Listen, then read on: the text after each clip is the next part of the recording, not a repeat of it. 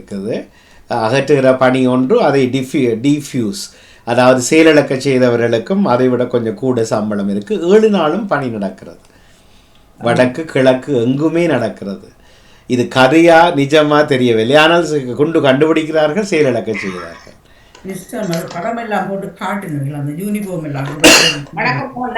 மிதிவடி அகற்றுவதை பற்றி என்னன்னு சொன்னா 32 ஆண்டுகள் கொக்குழாய் கொக்குத்தொடுவாய் கர்நாடகடி பகுதிகள் 32 ஆண்டுகள் போரில மக்களிடம் பேசி இங்க இருந்திருக்கிறாங்க முல்லைத்தீவு மாவட்டத்துக்குள்ள. அப்ப அந்த பகுதிகளிலே எல்லாம் இராணுவ நடவடிக்கையின் போது மிதிவடிகள் கண்ணிவடிகள் நிலத்தில பதியப்பட்டது. அது தெரிந்த கதை. மக்கள் போய் நன்றி. அது தெரிந்த கதை. ஆண்டு 15 கடந்தும் இப்போதும் தேடி தேடி அகற்றுகிறார்கள். வடக்கு கிழக்கென்றது ஒரு குக்கிராமம். அங்கே ஆக மிஞ்சினால் 12 லட்சம் பேர் தான் வாழுகிறார்கள். வடக்கு கிழக்கு தான், இலங்கையை சொல்லி இல்லை. 15 ஆண்டுகள் 7 நாள் ஒவ்வொரு நாள் படி நூற்றுக்கணக்கானவர்களை வேலைக்கு அமர்த்தி வெளிநாட்டு, நான் அறிந்தது ஹலோ ட்ரஸ்ட், அதுபோல் 4-5 வெளிநாட்டு நிறுவனங்கள் அங்கு உலக நிதிகளையும் இலங்கை நிதியையும் கையாண்டு இது தேடுகிறார்கள் என்பதுதான் செய்தி. ஏன் விளவு காலம் நடந்தும். ஓம் வணக்கம் தமிழ், வாங்க. நான் விஷயத்தை சரி, நீங்கள் ஓடியோலே இருக்கலாம். கிளிநொச்சியில் இருந்து இணைந்திருக்கிறார். நான் சொல்கிற கதை தவறென்றால் சம்பந்தப்பட்டவர் திருத்தி தரலாம். இன்றைக்கும் அகற்றுகிறார்கள். நாம் என்னவோ இலங்கை தேசம் விடுதலை அடைந்து விட்டது, போர் நின்று விட்டது, மக்கள் எல்லாம் சமாதானமாக வாழுகிறார்கள் என்றால் என்ன? இது யார் விதைத்தார்கள்? யார் எத்தனை மில்லியன் கணக்கில் விதைத்தார்கள்? யாரை இலக்காக்கி விதைத்தார்கள்? ஏன் கிராமங்கள் தோறும் பாதைகள் தோறும் இன்றைக்கும் அகற்றப்படுகிறது என்று அந்த செய்தி நமக்கு, நாம் அதை விளங்கி கொள்ளாமலே நகர்ந்து போகிறோம்.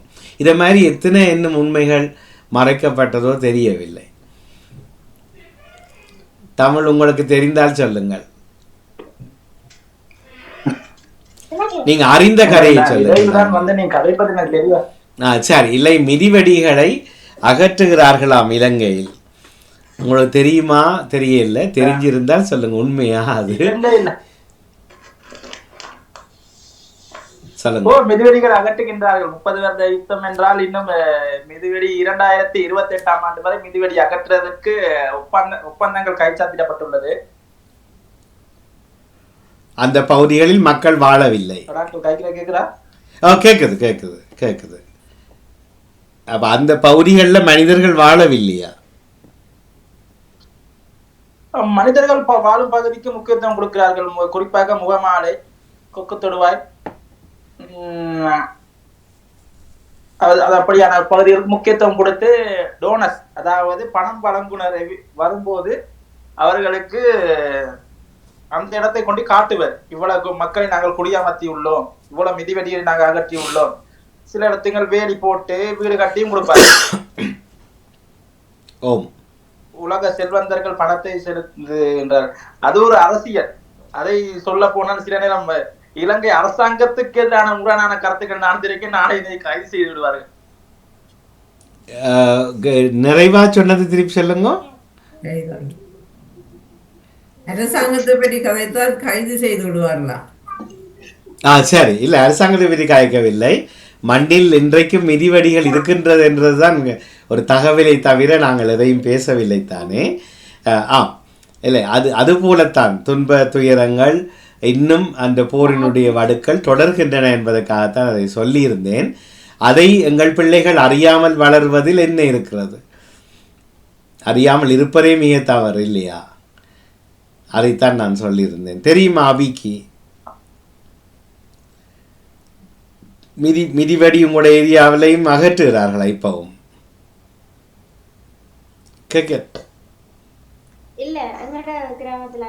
ஆனா அகற்றுறத கேள்விப்பட்டிருக்கிறீங்களா? பார்த்துருக்கிறீங்களா? எப்படி கேள்விப்பட்டீங்க? செய்தியில இருந்தா? சரி, ஓகே, அதுதான் உண்மை. அதில் ஒரு கதையை இன்று எடுக்கிறோம். பங்கர் புதைக்குழிகள் அல்ல பதுங்கு குழிகள் என்றது. இந்த ரேஞ்ச் வெட்டுறது என்ற சொல்லி யாராவது கேள்விப்பட்டிருக்கிறீங்களா? ரேஞ்ச் ஓம் ரேஞ்ச் வெட்டுவது. அதுக்கு தமிழ் தேடுறேன். அது வந்து ஒரு பக்கம் மண்ணை அகன்று ஒரு மண் அணை மாதிரி செய்து ஒரு பாதுகாப்பு அரண்களை அமைப்பார்கள் நீண்ட தூரத்துக்கு. அதுக்கு மேல மண் சாக்குகளை அடுக்கி ஒரு புறமாக இருந்து சண்டைகளுக்கு தயாராவார்கள். அந்த ரேஞ்ச் எல்லாம் வெட்டப்பட்ட அப்படியான பகுதிகளுக்குள்ளே துப்புரவு செய்து உள்ளோம். அப்படிப்பட்ட இடங்களை ஆனால் மக்கள் குடியிருப்புகளுக்குள்ளும் இது நடந்தது போர்க்காலத்தில். ரேஞ்ச் என்பது நான் குழி வெட்டுதல். அதனால குழி வந்து நீண்டதா இருக்கும். ஒரு நீர் அணை மாதிரி மண் பரப்பை வெட்டி வெட்டி வெட்டி மண் அணை மாதிரி பெருசு அளவு கட்டி கொண்டே போவார்கள். மண் அரண் என்று கூட சொல்லலாம். அதுல சில வேலை அப்படி நீங்கள் சொல்வது நீண்டதாக கடும் நீண்டதாக இருந்தால் பண்ட் என்று சொல்வார்கள். என்ன பேர்? பண்ட் என்று சொல்கிறார்கள். பண்டா? பண்ட் ஆமீண்ட பண்ட் இயக்கத்தின் பண்ட் என்றது. அது நான் அறிந்ததில்லை. சரி, நல்லது. இன்றைக்கு பதங்கோழி பற்றி பார்க்க போறோம். நீங்களும் எழுதவில்லையே, எழுதியிருக்கலாம் உங்களோட அனுபவத்தை. வணக்கம் அத்விகா. அப்படியா? தமிழன் எழுதியிருக்கிறீங்களா? சரி. இன்றுதான் அந்த குழுமத்திலும் உங்களை இணைத்திருந்தோம், பெரியவர்கள் குழுமத்திலும். சரி அத்விகா, வாங்க, உங்களையும் வரவேற்றுக் கொள்கிறோம். அழகான சிரிப்போடு நீண்ட இடைவேளைக்கு பிறகு நேற்றும் வந்திருந்தீங்க ஒளிவளர் விளக்கே நிகழ்ச்சியில். மிகச்சிறப்பு. உங்களையும் வரவேற்று கொண்டு நாங்கள் தொடர்ந்து கொள்கிறோம். நன்றி. தர்ஜினி அவர்களே, உங்களோடும் சேர்ந்து வணக்கம் தமிழி. வணக்கம் தமிழ். சரி, அன்போடு அவரையும் வாழ்க தமிழ். வணக்கம் தமிழ். இன்றைக்கு உங்களை தெளிவா இருக்கிறீங்க. சரி, அவை குரலும் வடிவாக வருது. நாங்கள் இப்போ பெற்றோரை தெய்வம். சரி சரி, நன்றி நன்றி நன்றி. அவரையும் வரவேற்று அத்விகாவை வரவேற்று கொண்டு தொடங்குவோமா ரஜினி அவர். உற்சாகமான வணக்கம் எல்லோருக்கும். நீங்கள் பார்க்கும் கேட்டும் கொண்டிருப்பது ஃபர்ஸ்டோடைய பாமுகம் டிவி. நீங்கள் பார்க்க இருப்பது பெற்றோரை தெய்வம். இன்று 24/11/2024 திருவள்ளுவர் ஆண்டு 2055 கார்த்திகை 8ஆம் நாள். துறைசார் வளர்ச்சி ஆண்டு 2024. எமக்காக மரணித்த அனைத்து விடுதலை போராளிகளின் உன்னத மாதமான நவம்பர் மாதத்தில் நேரடியில் இணைந்துள்ளோம். இது பாமுகம் டிவி. இன்றைய குரல்: பிறப்பென்னும் பேதமை நீங்க சிறப்பென்னும் செம்பொருள் காண்பது அறிவு. பிறப்பென்னும் பேதமை நீங்க சிறப்பென்னும் செம்பொருள் காண்பது அறிவு என்ற குரலுடனும் இன்றைய பழமொழி: 5 சதத்திற்கு குதிரையும் வேணும், அது 6 கடக்க பாயவும் வேணும் என்ற பழமொழியுடனும் உங்களுடன் இணைய வருகிறது பெற்றோர் தெய்வம். உற்சாகமாய் இணைந்திருக்கும் எல்லாரையும் இணைத்து வாசித்தபடி இன்று இணைத்து எனக்கு கை கொடுங்கள். உற்சாகமாய் வாசியுங்கள். அதனை முதலில் ஒரு முறை வாசித்து தயாராகி கொள்ளுங்கள். அதுதான் என்னுடைய கேள்வி. இளையோர்கள் உங்களுக்கு ஏதாவது வார்த்தைகள் விளங்கவில்லை என்றால் நீங்க குறிச்சு வச்சு கேட்கலாம். சரியா? கவனித்துல இருங்க. மற்ற இளையவர்களும் இணைஞ்சு கொள்ளுங்க வாசிக்கும் போது.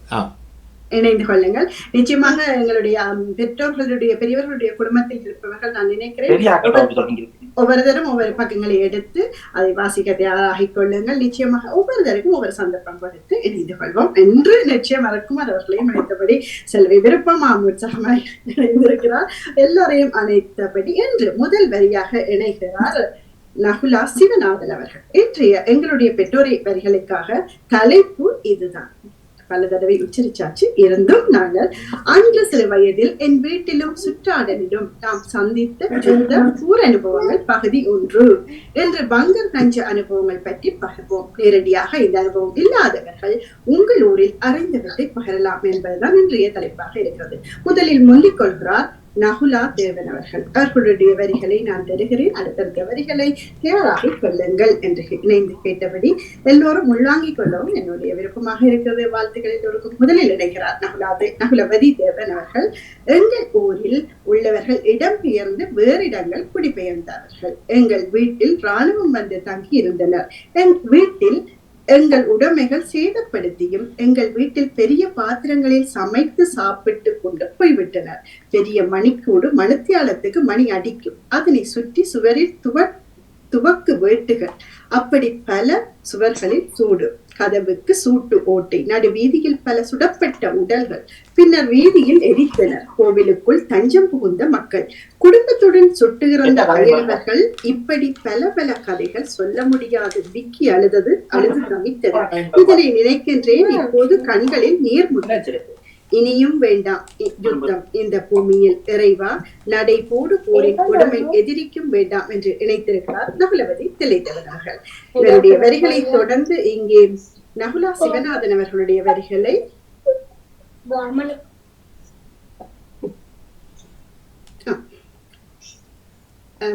சந்தித்து யாரா இருக்கிறீங்களா?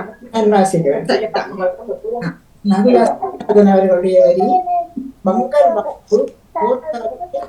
நடுங்கும் காலம்.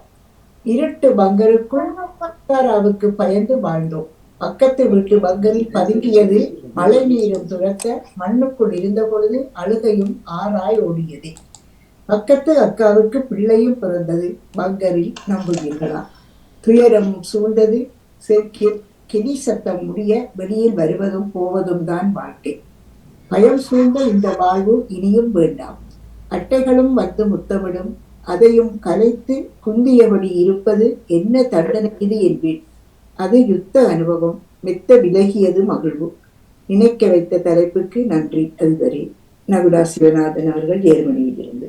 அழகான ஒரு குரல் பதிவு, அழகா இருந்தது. நீங்க வாசித்த விதமும் நன்றி, வாழ்த்துக்கள். அடுத்ததாக நினைக்கிறார் ராஜினி அல்போன்ஸ் அவர்கள். அவர்கள் இருந்தால் அவர்களுடைய வரிகளை அவரே தரலாம். நன்றி. இணைக்கிறார் ராஜினி அல்போன்ஸ் அவர்கள். எந்த நேரமும் என்றில்லை. மேலே சத்தம் கேட்டவுடன் அப்படியே விட்டு பங்கருக்கு ஓடுவது. முதல் போக எனக்கு பயம். அம்மாவைத்தான் முதல் விடுவது. அடுத்ததாக அம்மாவின் அக்கா, அம்மா பிறகுதான் பிள்ளைகள். 4 வயது அண்ணனின் மகள் நித்திரையாக இருக்கும் போது தூக்கி கொண்டு போய் 2 பக்கமும் பிடித்து உள்ளே படுக்க வைக்க பிள்ளையின் மேல் மண் கொட்டுண்டு. நடந்தவை கவலைதான். அத்தார் உடம்பு கூட உள்ளே போக முடியாததால் வாழைக்கு கீழ் நிற்பார். நடந்தவைகள் மறக்க முடியாதவை என்று இணைத்திருக்கிறார் ராஜினி அல்போன்ஸ் அவர்கள். நன்றி அவருக்கு. அடுத்ததாக இணைக்கிறார் செல்வி நித்யானந்தன் அவர்கள். அவர்களின் வரிகளை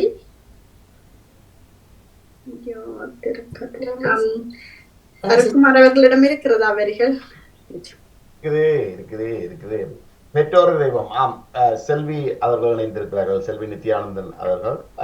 எங்கள் வீட்டில் பங்கரில் ஓடியது நான் குறைவு. என் மகன் சிறியவர். கெளிச்சத்தம் கேட்டதும் அம்மாவிடம் ஓடிவிடுவார். பயப்பட்டு நித்திரையிலும் திடுக்கிட்டு அழுவான்.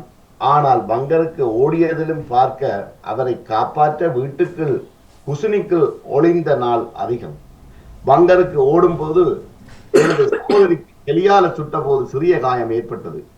எங்கள் வீட்டில் சிறியவர்கள் 2 பேர். சரியாய் கஷ்டத்தை அனுபவித்தோம். வாழ்க்கையில் மறக்க முடியாத அனுபவம் என்று தனது அனுபவத்தை பகிர்ந்திருக்கின்றார் இங்கு செல்வி நித்யானந்தன் அவர்கள். மிக்க நன்றி. எங்களுடைய வாசிப்பிற்கும் இணைந்திருந்தவர் செல்வி நித்யானந்தன் அவர்கள். அடுத்ததாக சிவதர்ஷினி ராகவன் அவர்கள் சுவைக்கிறார். அவர்களுடைய வரிகளை இங்கே யார் தயாராக இருக்கிறீர்கள்? வாசிக்காத ஒருவர் இணைத்துக் கொள்ளலாம். நீதினி உங்களிடம் இருக்கிறதா? வாசிக்கிறேன். பதங்கக்குழி அனுபவங்கள். நிறைய அனுபவங்கள். வீட்டு வீடியோ டியூஷன் சென்டரில் என்று கிடந்தது. எங்கள் வீட்டு வளவுக்கு பங்கர் அமைக்க ஒரு உயர்வான தென்னையை தரித்தோம். அதன் உடலால் பங்கரின் மேல் பகுதி மூடப்பட்டது. எலுமிச்சை மரத்தின் கீழ் தான் பங்கர். விமானம் கொண்டு வீச வெளிக்கிடகிறதென்றால் அப்பா எங்களை பங்கருக்கு அனுப்பி விடுவார். தான் இறங்க மாட்டார். எங்களை பாதுகாப்பதில் முன்னைப்போடு நிற்பார். நான் பங்கர் கூலிகளுக்கு பல நாள் தூங்கியிருக்கிறேன். சிவதர்ஷினி ராகவன் அவர்கள் நிறுத்தவர். மிக்க நன்றி நிதினி உங்களுடைய வாசித்தமைக்கு. அடுத்ததாக இணைகிறார் சிவரூபன் சர்வேஸ்வரி அவர்கள். அவர்களுடைய வரிகளை இங்கே யாத்திரை காத்திருக்கிறீர்கள். நகுல் தயாரா? வாருங்கள். அடுத்ததாக சிவரூபன் சர்வேஸ்வரி அவர்கள். சிறுமலரிலே அவலம் சீவிச்ச காலமோ சீவிச்ச காலமோ பயமும் பீதியும் கிட்டவே இருந்தும் மூணும் வெடிகள் ஓசை கேலிகள் ஓகே நன்றி பொம்பர் மீராஜ் நாமும் வளையத்துள் படீர் சடீர் டுமீல் காதை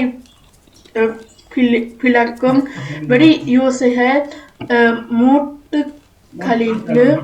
மொட்டுகளிலே பதுங்க குழிகளே தஞ்சம் ஓடுவோம் வருவோம் உள்ளத்தால் நோவோம் பிஞ்சிலே கருகினோம்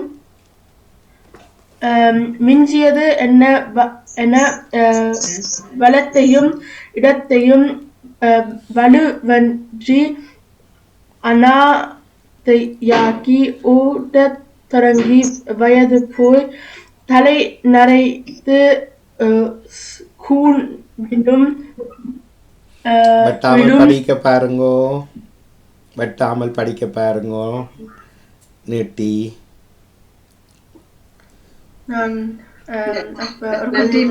பெருசாகிடுதா? நன்றி நகுல். சொல்லுங்க நகுல். வாசிச்சு பார்த்துட்டு இணைச்சு கொள்ளுங்க. சரி நன்றி. அதனால் முதலே எடுத்து கையில் இருப்பவர்கள் ஒரு மாதிரி தயாராகி கொள்ளுங்க. அதே மாதிரி அட்சயா தரணிகாவிடம் வரிகள் இருக்கிறதா? ஏன் உங்களுடைய அம்மா குடும்பத்தில் இருக்கிறார்? உடிப்பை அம்மாவின் இல்ல. சரி சரி சரி. அப்போ நாங்கள் படித்துக் கொள்ளலாம். வரிகள் இருப்பவர்கள் தயாராகிக் கொள்ளுவோம். நகுல், நீங்க இதனை மறுபடியும் வாசி இன்னொரு முறை சரியாக. வாழ்த்துக்கள் நகுல். அடுத்ததாக ஜியா நடேசன் அவர்கள் இணைகிறார். ஜியா நடேசன் அவர்கள். எல்லோருக்கும் வணக்கம். தர்ஷினி உங்களுக்கு வணக்கம். பெற்றோர் தெய்வ நாளில் நான் மானிப்பாய் நவாலிட்டு இருக்கும்போது எங்களது வீட்டு 100 மீட்டர் தூரத்திலே விடுதலை புலிகள் கேம்ப் இருந்தது. ஹெலி வந்து சுற்றி கொண்டே இருக்கும். அப்போது பயத்தில் உங்களும் சங்கானைக்கு இரவிரவாக 4 பிள்ளைகளும் மாமியாரும் வயல் வழியாக சென்று மிகவும் கஷ்டப்பட்டு 3 மைல் நடந்து போய் அங்கே போய் 2 நாட்கள் தங்கி இருந்தோம். அந்நாட்களில் மானிப்பாயல் தெருவில் போன மக்கள் ஆமி சுட்டு பல பேர் இறந்தனர். இறந்தவர்களை சாக்கில் தூக்கி என் வயல் பக்கமாய் கொண்டு வந்தவர்கள் நான் அதை பார்த்து மிகவும் வேதனைப்பட்டேன். அன்று மானிப்பாய் அடுத்தது மானிப்பாய் போலீஸ் ஸ்டேஷன் புலிகள் தாக்கிய போது ஆமி வீட்டுக்கு வந்து பிரச்சனையை தந்தது. எங்களோட அந்த சர்டிபிகேட்ஸ் இதுகள் எல்லாம் அந்த கிளறி எடுத்து எல்லாம் எரிஞ்சுது முத்தம் எல்லாம். நாம் வெளிநாடு வந்தவில் நவாலி யாப்பர் கோயில் தாக்கி மக்கள் இறந்த போது எங்கள் வீடு முற்றாக சேதமடைந்தது. தென்னை மரங்கள்லாம் குண்டுபட்டு அடையாளங்கள் இப்பவும் உண்டு. பல மரங்கள் பட்டும் போயின. மாமியார் மட்டும் இருந்து இடம்பெயர்ந்தபடியால் அவ உயிர் தப்பினார். வீடு திருத்தியும் அது வீடு வெடிச்சு கொண்டே இருக்கின்றது. என்னது? நிச்சயமாக நன்றி ஜியா நடேசன் அவர்களுக்கு. அடுத்ததாக நினைக்கிறார் சாதனை திரையரங்கினர்கள். நிச்சயமாக நகுல் அதனை வாசிப்பார். நகுல் இல்லை, இடத்தில் இல்லை. இணையும் வரை மஞ்சு மகேஷ் அவர்களுடைய வரிகளை நீதினி வரிகள் இல்லாட்டி அதுக்கு அடுத்ததும் அது பெரிய வரிகள் நீங்க வாசிக்கும். நீதினி அதுக்கு அடுத்தது தயாராகிக்கணும். நகுல் அதுக்கு அடுத்ததாக நன்றி. மஞ்சு மகேஷ் அவர்கள் இணைந்திருக்கிறார்கள். இனிய காலை வணக்கத்தோட. ஆபரேஷன் லிபரேஷன் நேரம் பதுங்கு குழிக்குள் வாழும் பட்டறிவு கிட்டியது. பலாலியிலிருந்து வடமராட்சி நோக்கி இராணுவ முன்னகர்வின் போது எறிகணைகள், விமான குண்டு வீச்சுக்கள் உக்கிரமடைந்த நேரம் அனைவரையும் அருகில் உள்ள ஆலயத்துக்கு போகச் சொல்லி அறிவித்துவிட்டு முன் நகர்ந்து வந்து கொண்டிருந்தார்கள். நாங்கள் அங்கு போகாமல் முன் வீட்டில் உள்ள பதுங்குகுழிக்குள் 2 வீட்டாரும் பதுங்கினோம். குண்டு வீச்சுக்கள் குறையும் போது ஓடி வந்து சமைப்பதும் பின்னர் சாப்பாட்டை எடுத்துக்கொண்டு பதுங்குகுழிக்குள் ஒப்புமாக இருந்தோம். அப்பா ஒரு நாளும் பதுங்க வரமாட்டார். சமைக்கும் போது குளிக்கும் போது குண்டு வீச தொடங்கினால் அப்படியே படுத்து விடுவோம். எங்கள் வீட்டுக்கு அருகில் இராணுவம் வந்தபோது உக்கிரமான எறிகணை தாக்குதல் இருந்தது. அந்த நேரம் எங்கள் மதில் இடிந்து விழுந்து பசுமாடும் இறந்த பின்தான் எங்கள் அப்பா பதுங்கு குழிக்குள் வந்தார்.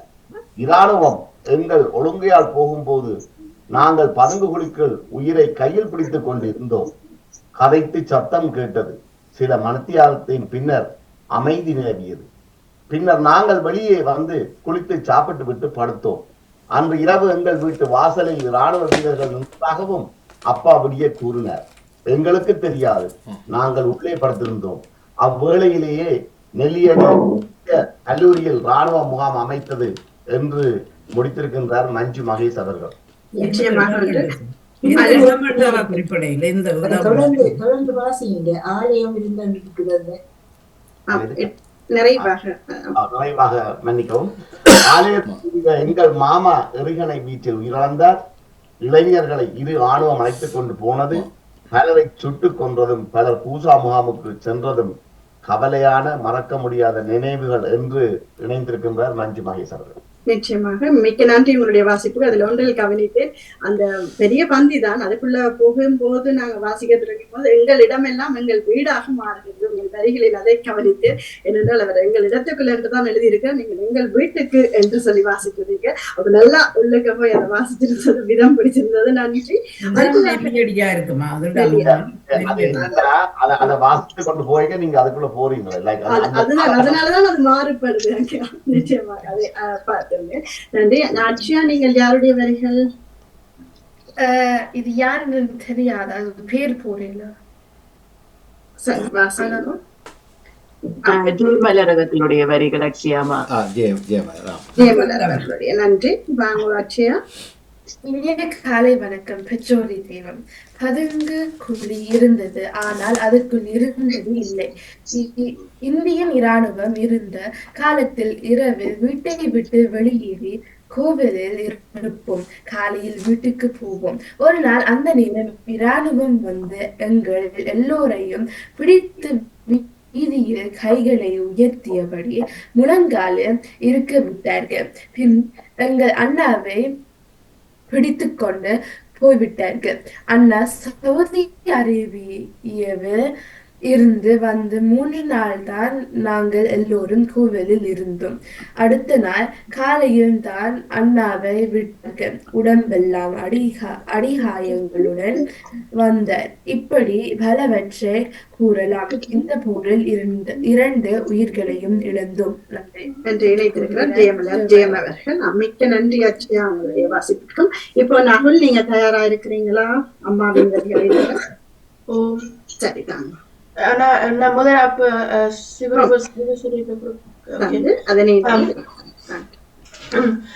சிறுமலர்களிலே அவலம் சிவிச்ச காலமோ பயமும் பீதியும் கிட்டவே இருந்தோம் முழும் வெடிகள் ஊசிகள் கேளிகள் பொம்பர் மீராட் நாமும் வளையத்துள் படீர் சடீர் டுமீர் காதை பிளக்கும் வெடி யோசைகள் மொட்டுகளில் பதங்கு குழிகளே தஞ்சம் ஓடுவோம் வருவோம் உள்ளத்தால் நோவோம் பிஞ்சிலே கருகினோம் மிஞ்சியது என்ன வளத்தையும் இடத்தையும் வலுவின்றி அனாதையாக்கி ஓடத் தொடங்கி வயது போய் தலை நரைத்து கூன் விழும் நிலையிலே நம் மண்ணில் முடிவு வர காத்திருக்கின்றோம். சிவரூபன் சர்வேஸ்வரி அவர்கள். நன்றி நகுல். இப்போ உங்களோட அம்மாவின் வரிகளை இப்போ தரீங்களா அல்லது நிதினி அக்கா அவர்களின் வரிகளை தந்த பின்பு தர்றீங்களா அல்லது பிரச்சனை? இப்போ மிலானி யாரோட அவர் வரிகளை இணைத்துக் கொள்றீங்களா? வாசிக்காதவர்கள் அம்மா போன் அவருக்கு எடுத்துட்டு ஓடி வாங்குவோம். சரி, இப்போ நாங்கள் நகுல், நீங்கள் அம்மாவின் வரிகளை. அடுத்ததாக சாந்தினி துறையரங்கன் அவர்கள். இனிய காலை வணக்கம். பெற்றோரி தெய்வம் ஈழத்தின் முழு யுத்த காலத்தினையும் அனுபவித்த எங்கள் காலம் பலாலியில் இருந்து ஏவப்பட்ட செல் எங்கள் வீட்டிற்கு வெடித்து காரை நகரில் சென்று விழும் போல் உணர்வு இருந்தது. அப்போ வீட்டில் எல்லோரும் ஓரிடத்தில் கூடியிருந்து கடவுளை கும்பிட்ட காலம் அது. வீட்டிற்கு முன் சிறு பங்கர் வெட்டி பூக்கார கிபீர் என போர் விமானங்கள் விட்டமிட்டு குண்டுகள் போட்டன.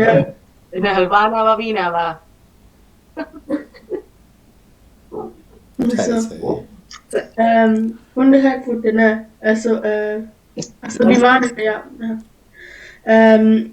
வசதியானவர்களின் பங்கர் பெரிதாக பல வசதிகள் உள்ளதாக இருந்ததையும் பார்த்திருக்கின்றோம்.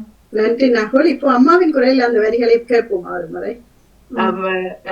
ஒரு முறை சரி ஸ்வரூபனுடைய வரியை நான் மீண்டும் தாரேன். நகுல் கவனிங்கோ, என்னென்று வாசிக்கிறதுன்றது ஒரு கவனிங்க. ஏனென்றால் வாசிக்க விருப்பப்பட்டு வாசிக்கிறேன் நகுல், ஆசைப்பட்டு வாசிக்கிறீங்க. ஆனால் எனக்கு வாசிக்கிற முறையில கொஞ்சம் முன்னேற்றம் வேணும்ன்றதான் என்னுடைய விருப்பமும். வாசிக்கலாமா தர்ஷினி? இயக்குனர் அவர்களை நான் வாசிக்கலாமா? கவனிங்க ஐயா. சிறு வயதிலே அவலம், சீவிச்ச காலமும் பயமும் பீதியும், கிட்டவே இருந்தோம் முழுவதும் முழு வெடிகள் ஓசை கெளிகள் பொம்மர் மிராஜ் நாமும் வலயத்துக்குள் பழி சடி துமீர் காதை பிளக்கும் வெடியோசைகள் மெட்டுக்கள் பதுங்கு என்னது விலங்கில் எனக்கு மொட்டுக்களில் பதுங்கும் குழிகளோ தஞ்சம் ஓடுவோம் வருவோம் உள்ளத்தால் நோவோம் பிஞ்சிலே கருகினோம் மிஞ்சியது என்ன வளத்தையும் இடத்தையும் வலுவின்றி அனாதையாக்கி ஓடத் தொடங்கிய வயது போய் தலை நரைத்து கூழ் விழுந்தும் நிலையிலே நம் மண்ணில் முடிவு வர காத்திருக்கின்றோம். நன்றி நன்றி சாந்தினி அவர்களுக்கு. நகுல் அதில் தவறு சொல்ல முடியும். எழுதும் நாங்களும் இந்த புரியும் இல்லாமல் விழும் போது நகுலுக்கு அதை சேர்த்தே கொண்டு வருவார். அதத்தான் நானே சொல்லுவேன். பெரிய ஆக்களே அதை வாசிக்கிறதுக்கு கொஞ்சம் அவரும் வரி கவனிக்கணும்ன்றதானுங்க என்னுடைய விருப்பம். பிள்ளை வாசிக்க விரும்புறார், சரியான விருப்பம். வாசிக்கணும்ன்றது விருப்பப்படுற அவரோட வழியா வாசிக்க விட வந்தா சிறப்பா வாக்கியமே இருக்கு. இப்ப எனக்கு நீங்க நன்றி தட்டி கொடுக்க நன்றியான என்னுடைய பிள்ளை திருந்த வேண்டும் என்றுதான் என்னுடைய ஆசை. நிச்சயமா அதனாலே அவர் இணைத்துக் கொள்ள, அதனால முன்னுக்கே தயாராகி கொள்ளுங்கள் என்பதை உச்சரிப்போம். இப்போ உங்களுடைய வரிகளை உங்கள் குரலில் தாருங்கள், பார்க்கலாம் ஒரு முறை.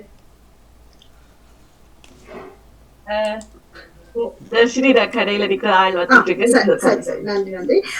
நன்றி சாந்தினி திரையரங்கன் அவர்களுக்கு. இப்போ வசந்தா ஜெகதீசன் அவர்களின் வரிகளை நான் எஸ்டிடி குழுமத்தில் பகிர்ந்திருக்கிறேன். அபியை வாசிக்க சொல்லலாம் தயாராகி கொள்வார்கள் நினைக்கிறேன். நன்றி. இப்போ அடுத்ததாக இன்னொருவருடைய யாருடைய இருக்கிறது? சரி தாருங்கள் தியானி. மிலானி ஒரு நிமிஷம். மிலானி யாருடைய வரிகளுக்கு தயாராகி நீங்கள் கேட்டபடி? நான் மஞ்சு மகேஷ் அவர்களுடைய தந்தாச்சு. நீங்கள் ஜெபகலாவர்களுடைய வரிகளை தயாராகி கொள்ளுங்கள் மிலானி. நன்றி. ஜெபகலாவர்கள் ஜபாஸ்வரி அவர்களுடைய வரிகள் இப்போ நான் வாசிக்கிறேன். ஆம், அந்த யுத்த அனுபவங்களை நினைத்தால் ஈரக்குறை நடுங்கும். எங்க வீட்டுக்கு அருகில் ஆற்றங்கரை, இதனால் அடிக்கடி இரு தரப்புக்கும் சண்டை நடைபெறும். ஒரு நாள் இப்படித்தான் சண்டை நடைபெற நாங்கள் குழந்தை குட்டிகளை தூக்கி கொண்டு ஆளுக்கு ஒரு பக்கம் சிதறி ஓடினோம். எரிகளைகள் வீசப்பட்டது. எங்களுக்கு அடைக்கலம் தருவது பள்ளிவாசல் தான். சுமார் 4-5 மணித்தியாலம் கழித்துவிட்டு வீட்டுக்கு வந்தோம். எரிகணையில் பல உடலங்கள் சிதறி முன்னங்களாக கிடந்தது. அடையாளம் தெரியவில்லை. உறவுகளை தேடும் பணி ஆரம்பித்தது. சற்று தூரத்தில் தலையின்றி மாமாவும் துண்டு துணியாக மாமியின் உடலும் தேடி உறவேக்கில் அள்ளி கெடுத்தோம். இப்படி பல விடயங்கள். எங்கள் பாப்பாவின் உறவுகள் காத்தான்குடி பள்ளிவாசலில் தொழுகையின் போது வெட்டி கொத்தினார்கள். இதில் மொத்தம் 113 உறவுகள். இதில் எங்கள் உறவுகள் 18 உறவுகள். இவர்கள் தாக்கப்பட்டது கோடரை கொண்டு நம்ப முடியாத விடயங்கள். ஈராவூர் எங்கள் மச்சானின் ஊர். இவரின் தனி 8 மாத குழந்தையை சுமந்திருந்தார். இவரின் வயிற்றை கிழித்து குழந்தையை அடுப்பில் சுடுநீரில் வைத்துவிட்டு தாயின் வயிற்றில் அம்மி கிளவியை வைத்திருந்தார்கள். மார்பகங்கள் அறுத்து வீசப்பட்டிருந்தது. மறக்க முடியாத நிகழ்வுகள். நாங்கள் ஒரு பையில் பிள்ளைகளுக்கான சாமான்களை தலைமாட்டில் வைத்துக் கொண்டு தான் தூங்குவது. எந்த நேரத்தில் பள்ளிவாசல் அழைப்பு வரும் என்று தெரியாது. குட்டியை தூக்கி கொண்டு ஓடுவதில் தான் எங்கள் வாழ்வும் இருந்தது. வஜிதா எல்லாம் நிகழ்வுகள் இருக்கிறார். எழுத்து பிள்ளைகள் சரியான எழுத்து பிள்ளைகள் இருக்கின்றதான இதில் அவசரத்தில் எழுதியிருக்க நீங்கள் அழகா அதை வாசித்து தந்து நீங்கள் அதுக்கு மிக்க நன்றி. தொடர்ந்து நேசர்களுடைய வரிகளுக்கு தர முன்பதாக விடானி நீங்கள் இணைத்துக் கொள்றீங்களா? நன்றி. அடுத்ததாக ஜெயவர்ஷி அவர்களின் வார்த்தைகள் வசனங்கள். இனிய காலை வணக்கம். பெற்றோரி தெய்வம் பகுதி 1. அன்று உடுவில் விடுதியில் இருந்த போது நாள்கோட்டை அடிப்பாடு மற்றும் பல இடங்கள் கூண்டுமலை விடுதியில் தஞ்ச இடமாக மீசைக்கு நிறுத்தி விடுவார்கள்.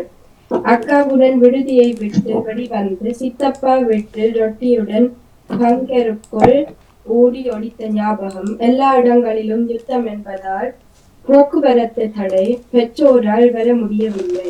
வாகனங்கள் தடை செய்யப்பட்டிருந்தது. அவர்களின் தவிப்பை சைக்கிளில் பெரியதம்பனை வந்தடைந்த போது பார்த்தோம். அங்கு தஞ்சம் புகுந்த இடம் சமையல் அறை பட்டில் பதுங்குவது. ஒவ்வொரு தடவையும் வெளியில் வரும் போதுதான் தெரியும் யார் உயிருடன் இருக்கின்றார்கள் என. விளையாட்டு நீ அவுட் என்று சொல்வதை போல் பெருமதியான உயிர்கள் அழிந்து கொண்டிருந்தது. அந்த தருணத்தை நினைத்தால் இதயமே நொறுங்கும். நன்றி, வணக்கம். ஜெயபாரதி. ஜெயபாஸ்திரியார்கள் மிக்க நன்றி. மிலானி, இப்போ நான் நேவிஸ் பிலிப்ஸ் அவர்களை தொடர்ந்து அபி காத்துங்களா? நன்றி. வணக்கம். பெற்றோரிய தெய்வம். 1985ஆம் ஆண்டு அப்போது பதுங்கோடி பங்கர் அனுபவங்கள் நான் அறியவில்லை. ஆனால் எங்கள் ஊர் கடலோர பகுதியில் அமைந்திருந்ததால் இராணுவ தேடல் வேட்டைகளும் சுற்றி வளைப்புகளும் தாளப்பறக்கும் விமான சட்டங்கள் பெற்றும் போது பயம் வரும். ஒரு நாள் அதிகாலை வெடி சட்டங்கள் கேட்டது. 5 பேர் துப்பாக்கி சூட்டில் இறந்ததையும் பல பேரை கைது செய்து கொண்டு சென்றதையும் அறிந்ததையும் ஊர் மக்கள் இரவு நேரங்களில் வீடுகளில் இருக்க பயந்து ஆலயத்தில் தஞ்சம் புகுந்தோம்.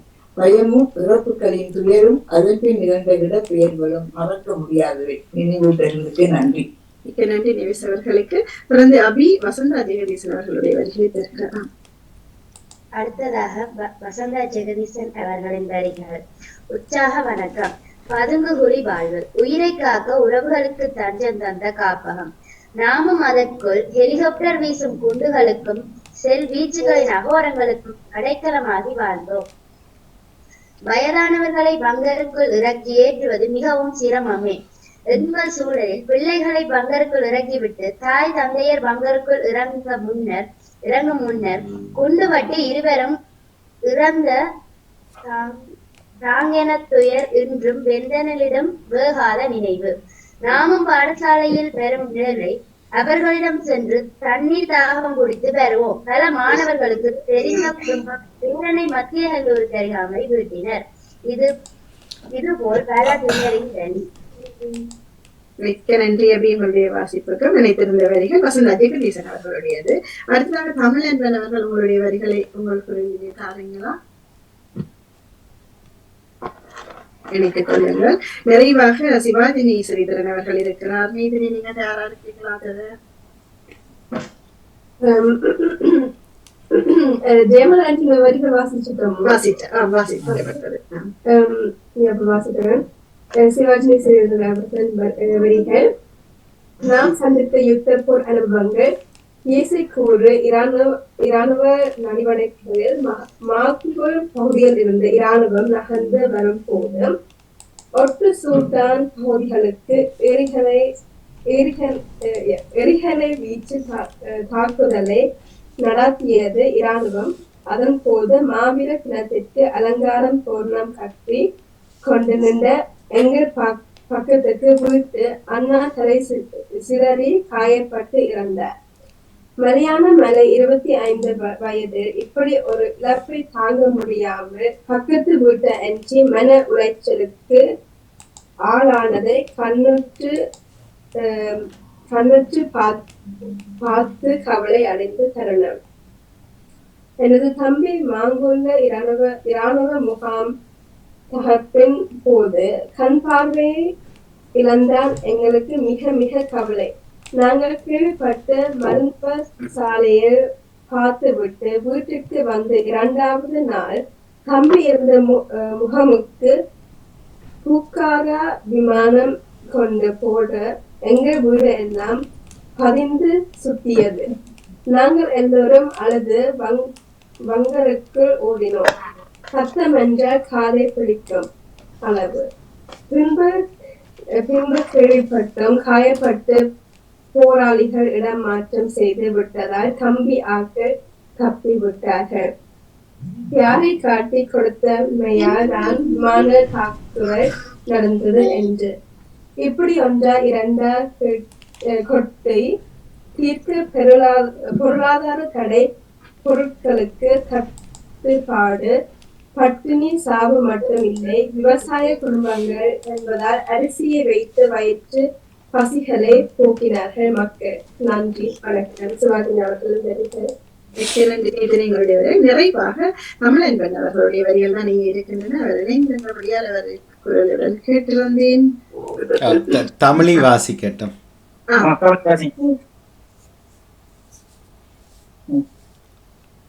பாதுகாப்பு கருதி சில விடயங்களை குறிப்பிட்ட விரும்பவில்லை. பெயர் விவரங்கள் விஸ்மமடு கடந்து போகவில் கணவனும் மனைவியும் இருவரை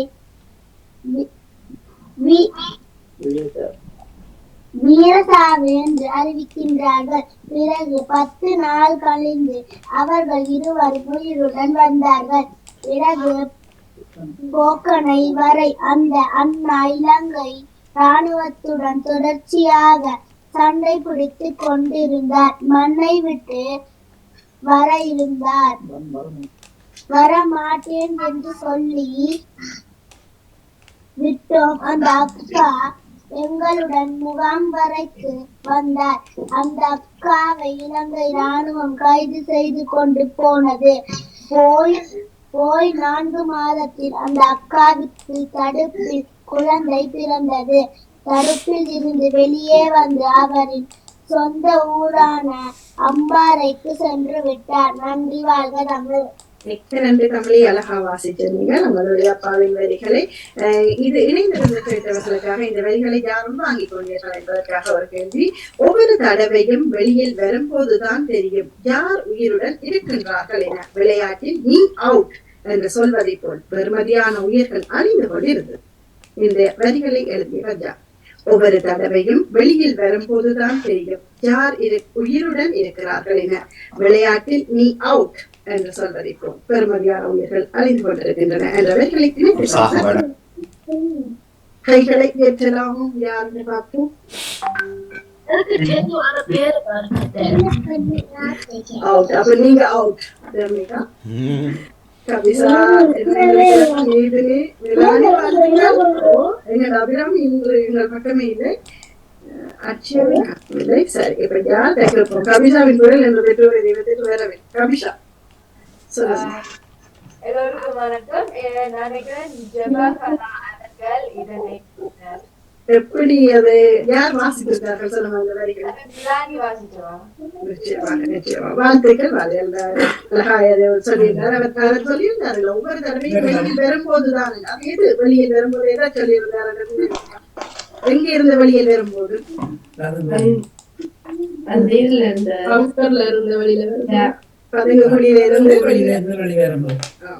மிக்க நன்றி. இணைந்து வாசித்த எல்லோருக்கும் இன்றைய இந்த பெற்றோரை தெய்வம் எனக்கு இந்த சந்தர்ப்பத்தை வழங்கிய பாடத்திற்கு நன்றி. இணைந்திருக்கிறேன் இளையோர் யோகா வாரநூற்றி 57. மிக்க நன்றி எல்லாருக்கும். மிக்க நன்றி. நன்றி உங்களுக்கும். ஒருவர் புதிதாக இணைந்திருக்கிறீர்கள். எல்லோரையும் வரவேற்றுக் கொள்கிறோம். ஒவ்வொரு வாரமும் எடுக்கலாம். ஆனால் வளமையாக இணைபவர்கள் சிலர் பலரை காணவில்லை. பதுங்குகுழி விருப்பம் இல்லையோ தெரியவில்லை. இளையவர்களுக்கு ஏதாவது வார்த்தைகள் விளங்காமல் இருந்ததா? நிறைய இருந்தது. எல்லாத்தையும் குறிச்சு ஏதாவது ஒன்று கேட்கலாம். ஏதாவது வார்த்தை விளங்கவில்லை.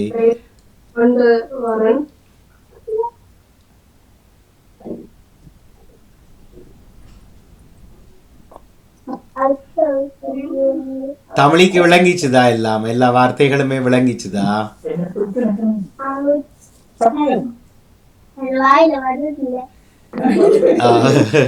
ஓகே, அட்சியா சொல்லுங்க. அதான் பதுங்குழி தான் பங்கர். இன்றைய தலைப்பே அதுதான், பதுங்குற குழிகள். சரி, வேற யாருக்காவது?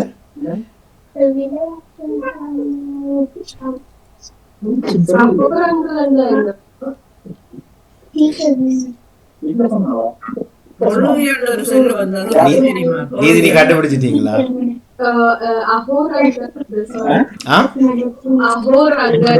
அகோரங்கள், கோரம், அகோரம், கோரமான காட்சிகள்.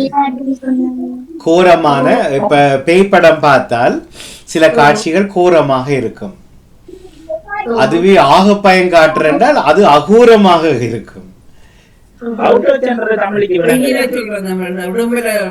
கொக்களிப்பானங்கள் வந்தா உடம்பு தாங்க இல்லாம இருக்கு, அகோரமா இருக்காங்க. ஆக கூடிய, காண சகிக்காத, தாங்க முடியாத இடங்களை அகோரங்கள், அகோரமான என்று சொல்லலாம். சரியா நீதினி? தமிழையும் சொல்லுங்க.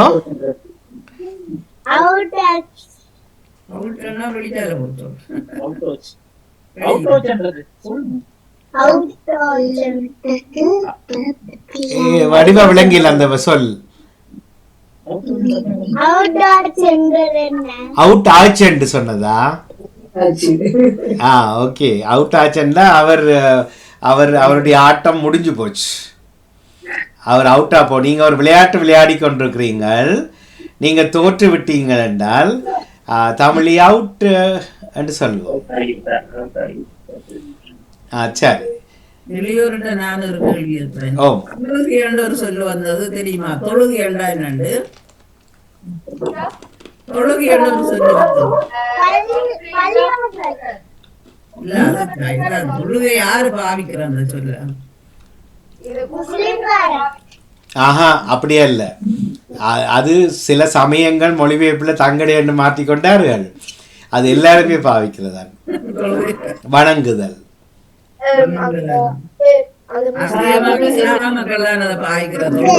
யாரு பக்கம் பாவிக்கிறது? அதான் சிலதை சேர்த்து கொண்டார்கள். அப்படியே சொல்ல முடியாது.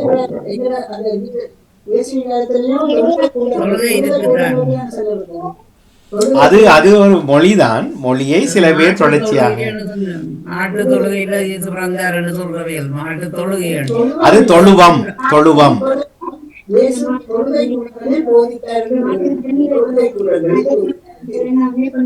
தொழுவம் என்பது ஒரு கூடம். கூடம் என்பதான அர்த்தம்.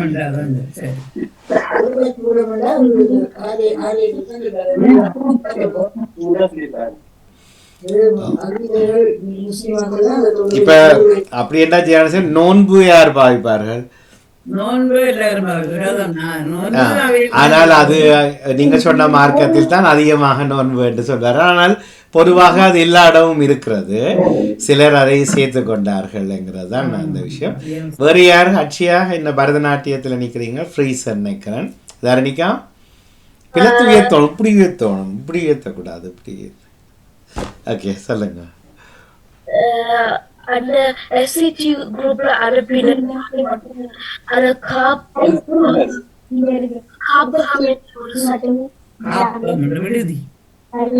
காப்பகம். ஓம், அது வந்து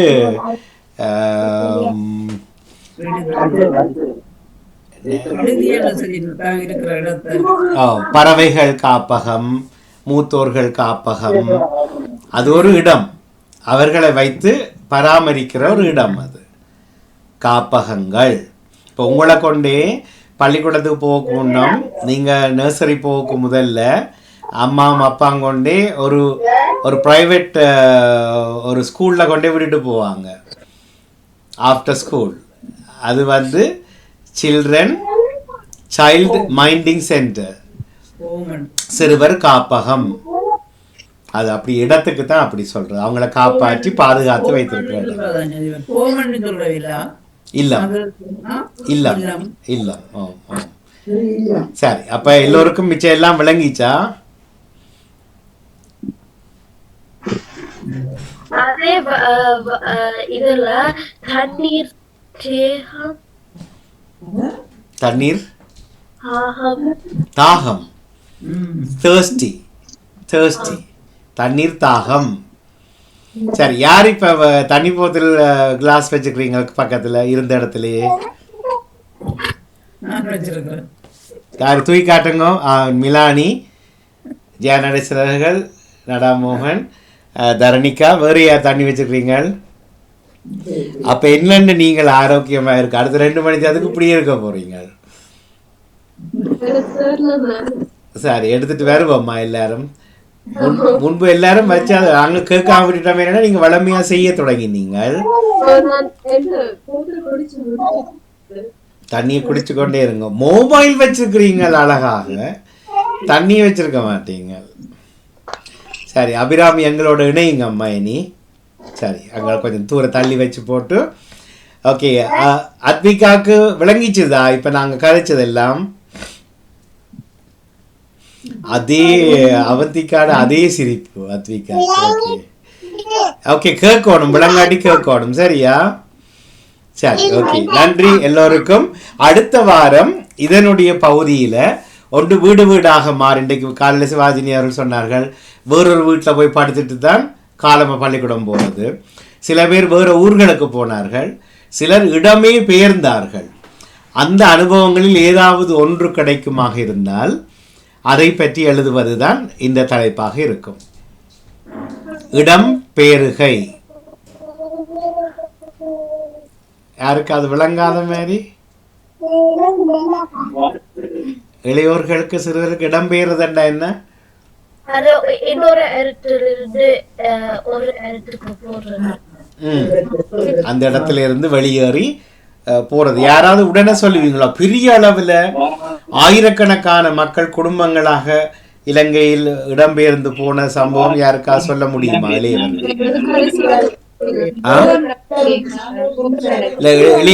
கேட்டுப்பா, இளையவர்கிட்ட கேட்டுப்பா. ஆயிரக்கணக்கானவர்கள் இடம்பெயர்ந்து போன ஒரு சம்பவம் யாருக்கு ஞாபகம் இருக்கா? அப்படியே ஒரு கிழமை கணக்கா போனார்கள். மிலானி?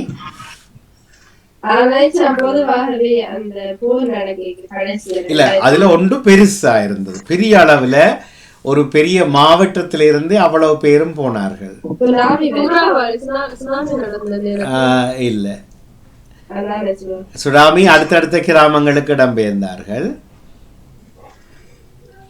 அந்த இது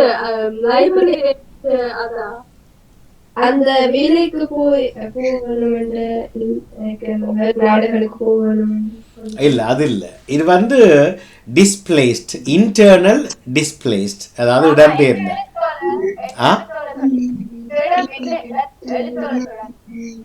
திருப்பி சொல்லுங்க அபிஷா. எந்த இடத்துலயா?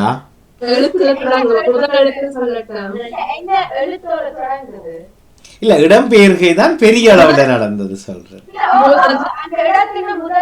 இல்ல, யாழ்ப்பாண மாவட்டத்தில் இருந்து வன்னி பெருநிலப்பரப்புக்கு இடம்பெயர்ந்தார்கள். சரி, ஆகவே அடுத்த வாரம் இது பற்றின அனுபவங்கள் நிறைய கிடைக்கும். அவளோட அதை நீங்கள் காத்திருக்கலாம். இதெல்லாம் முடிஞ்ச கதைகள். இது நாங்கள் திருப்பி தொடங்குறதுக்கு கதைக்கே இல்லை. ஆனால் இதெல்லாம் வரலாறு. இப்போது பாலஸ்தீனத்தில் வந்து காசா என்ற பிரிப்பதற்கு முன்பதாக சப்ரா சட்டில்லா என்று சொல்லி 70ஆம் ஆண்டுகளில் வந்து பெரிய அளவில் மக்கள் அந்த தேசத்தை விட்டே அவர்கள் யுத்தத்தில் இடம்பெயர வைக்கப்பட்டார்கள். பெரிய யுத்த கொடுமை நடந்தது. இன்றைக்கும் கூட வருடம் பாலஸ்தீன மக்கள் அதை கடைபிடிப்பார்கள், அதை நினைவுபடுத்துவார்கள். அது சப்ரா சட்டில்லா என்ற பெயரில் அழைக்கப்படும். அதுபோல இலங்கையில் நிறைய இருக்கிறது. கலவரத்தினால் ஜூலை, கருப்பு ஜூலை, பின்பு முள்ளிவாய்க்கால், அதைவிடவும் பல பல கிராமங்களில் பெரிய அளவில் அட்டூழியங்கள் நடக்கிற போது அந்த கிராமத்தை விட்டே மக்கள் இடம்பெயர்ந்தார்கள். அதில் பெரிய ஒன்று தான் ஒரு மாவட்டமே இடம்பெயர வேண்டி வந்தது. அது ஒரு பெரிய ஒரு தாக்குதலுக்கு முன்பதாக இப்படி ஒன்று நடக்கப் போகிறது, அழிவிலிருந்து காப்பாற்ற என்று சொல்லப்பட்டது. ஆனால் அது ஒரு இராணுவ தந்திரோபாயம் தான் அங்கு நடைபெற்றது. இவையெல்லாம் ஒரு சரித்திரம், அறிந்து நாங்கள் தொடர்ந்து கொள்வது சிறப்பு. நாம் யாரென்று அறியாமலே நாம் எந்த உலக தேசத்தில் வாழ்ந்தாலும் தவறான விஷயம். எங்களுடைய அடையாளங்கள் பற்றி கண்டிப்பாக தெரிந்திருக்க வேண்டும், இல்லையோ? அம்மா அப்பாவோடு பேசுங்க நிறைய. இந்த வாரம் என்ன இடம்பெயர்ந்தீங்க, என்ன நடந்தது, என்னுடைய வயசில் நீங்கள் எப்படி இருந்தீங்க, ஊரில் உங்களுக்கு ஒன்றுமே நடக்க இல்லையா, நடந்ததா, உங்களில் யார் பாதிக்கப்பட்டார்கள், இவை போன்ற பல விஷயங்களை நாங்கள் அறிஞ்சு கொள்ளலாம். சரி, அடுத்த வாரம் இந்த தலைப்பு இது பகுதி 2ஆக நடைபெறும். சரிதானே? மகிழ்ச்சி. எல்லோருக்கும் வாழ்த்துக்கள். இப்போது தர்ஜினி அவர்களும் கூடவே இணைந்து கொண்டு படித்தளித்த எல்லோருக்கும் நன்றி தெரிவித்து நகுல் சொல்லுங்க.